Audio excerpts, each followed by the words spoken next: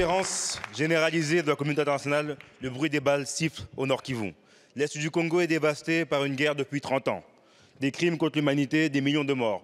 Des astres humanitaires, les chiffres de l'ONU sont accablants. Avec 7 millions de déplacés internes en 2024, 500 000 déplacés pour ce mois de janvier 2025.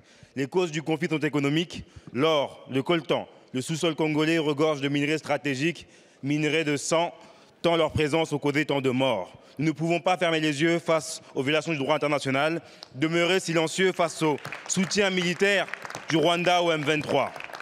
Rester sourds face aux appels des civils du plus grand pays francophone au monde. Des casques bleus des forces onusiennes sont morts. Les États-Unis demandent à leurs ressortissants de quitter la RD Congo. La Grande-Bretagne et la France appellent leurs ressortissants à quitter Goma, ville de 2 millions d'habitants.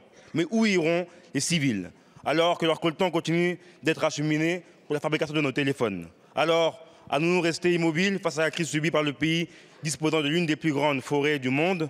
Allons-nous rester sans rien faire alors qu'il y a des Français sur place? Nos compatriotes sont engagés dans des ONG pour venir en aide aux déplacés de guerre. Aujourd'hui, nos compatriotes sont bloqués à cause de la guerre. Nous leur apportons notre soutien. L'aéroport de Goma est sous contrôle de l'armée rwandaise et du M23. À Kinshasa, notre ambassade a été attaquée. Nous apportons notre soutien à nos diplomates et aux agents.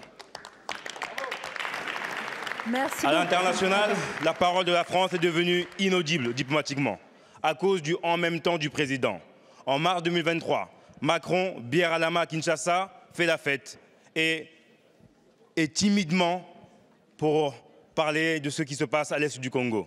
En 2024, le président Emmanuel Macron, encore une fois, encense Paul Kagame et parle de francophonie pour une médiation et de paix. Alors, Monsieur le ministre, allez-vous dénoncer l'accord de coopération militaire signé le 6 avril 2024 entre la France et le Rwanda? Allez-vous mettre des sanctions économiques et diplomatiques au Rwanda comme l'a fait l'Allemagne? Je vous remercie.